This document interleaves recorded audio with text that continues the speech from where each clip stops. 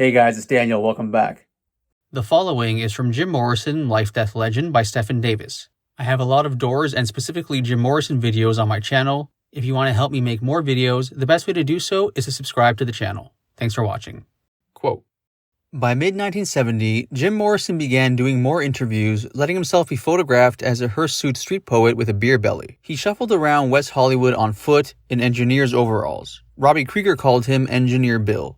Jim was quieter now, more given to contemplation than provocation. He could sometimes be seen reading on a beach along Santa Monica Boulevard. Other times, his behavior was really outre. He would vomit on people without warning. He pissed on walls in public. He was bruised from jumping out of moving cars at high speed, a new kick. He had alcoholic tremors on some mornings. He was trying to keep hold of the notebooks he was working on rather than lose them as usual, and mentioned to friends and an interviewer that he wanted to write about his Miami obscenity trial. The lyrics to Riders on the Storm and LA Woman, in all their harrowing, downhearted beauty, come from this desolate period of almost suicidal alcohol poisoning. I don't think Jim purposely wanted to change his image from rock star to drunken bum, Robby Krieger said later. It just happened that way, when he started drinking too much and he gets sloppy and fat. I don't think he wanted to be that way at all. I remember he tried out for a couple of movie parts, a Steve McQueen movie and stuff. I could see that he was real embarrassed about the way he looked. He cut his own hair and beard, and it looked terrible. He came back from the audition, and he was pretty embarrassed. Michael Douglas would eventually get the part. So I don't think he purposely tried to look that way, like some people would say." End quote. Somebody decided they had to get Jim out of town. Pamela Courson was supposedly in France, but she was actually hanging out in Morocco with Count de Breteuil and Paul and Talitha Getty at Getty's villa in Tangier. So Jim flew to New York. He had walking pneumonia and was coughing his lungs out. He was reportedly seen by Michael Ador, the husband of Warholite actress Viva, in the rooms of a heroin dealer at the Chelsea Hotel. Patricia Keneally claimed she married Jim in a voodoo rite on June 24th. On June 26, 1970, Jim flew to Paris with Doors publicist Leon Bernard, supposedly to do work on the band's European tour scheduled for September. They checked in to the Hotel Georges V. Jim immediately took a liking to the bistro across the street, Bar Alexandre, and especially to an artfully curved city bench in front of the bar, where he spent the jet-lagged early morning hours gazing up into the bright midnight summer solstice in northern France. It was Jim Morrison's first taste of Paris, and he loved the ancient city's magical ambience immediately. The Doors had never played in France, and no one knew him there. Jim's friend Agnes Varda was back in Paris. She and her husband, Jacques Demy, had moved to California after the success of The Umbrellas of Cherbourg, and Varda had tried to get Jim to star in one of her films, without success. Varda and Demy had enjoyed their house in the Hollywood Hills, with a pool and a Cadillac convertible, but the more radical Varda had deplored the shallow materialism and the callousness she found in their California reverie. But she and Jim had bonded, and they talked for hours about film. One of the reasons he had come to France was to visit the set of Demy's new movie, Peu d'Âne.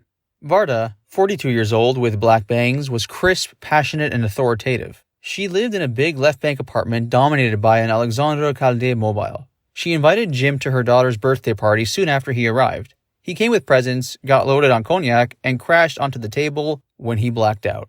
The kids thought he was kidding and laughed.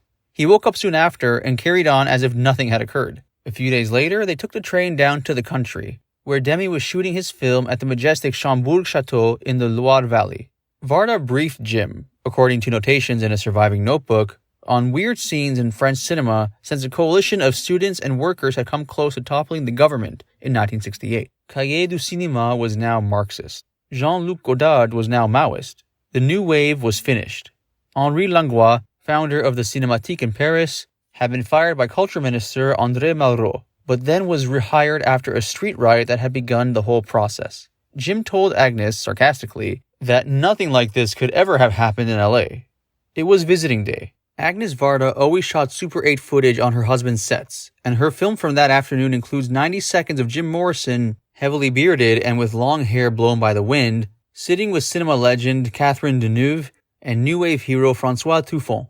They had an idyllic lunch at a big table under some trees, and Jim drank it all in with the heroes of the new wave, along with the 3 bottles of wine he emptied. The English title of Demy's film is The Magic Donkey. In search of the elusive Pamela Courson, Jim and Leon Bernard then flew to Tangier, checking in at the luxurious El Minza Hotel, scoring some hash at Ahmed's Rug Bazaar across the street, where the Rolling Stones got their dope when in town.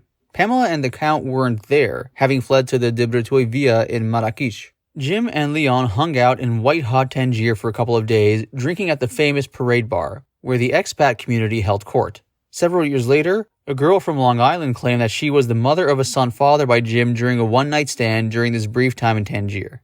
It isn't known how long Jim spent abroad, but he was back in Paris by early July, looking funky and unwashed. He was having problems with his credit card, which had been refused by the Hotel Georges V, so he spent several nights at a cheap youth hostel on the Rue Saint-Jacques in the Latin Quarter, registering as James Morrison. He attended a screening of Godard's new film at the Cinémathèque and appears in a snapshot taken afterward in front of the building, standing just behind Godard himself, although the two never were introduced. He spent several nights wandering the quays of the Seine, drinking wine with the clochards who slept under the bridges. A British music paper published a report that Jim was seen at a Pink Floyd rave in London's Hyde Park on July 18th. He was definitely back in Los Angeles by the end of July, and started to drink heavily again after finding Pamela Courson living with Jean de Breteuil, who was now in the country illegally and pushing heroin to his celebrity friends.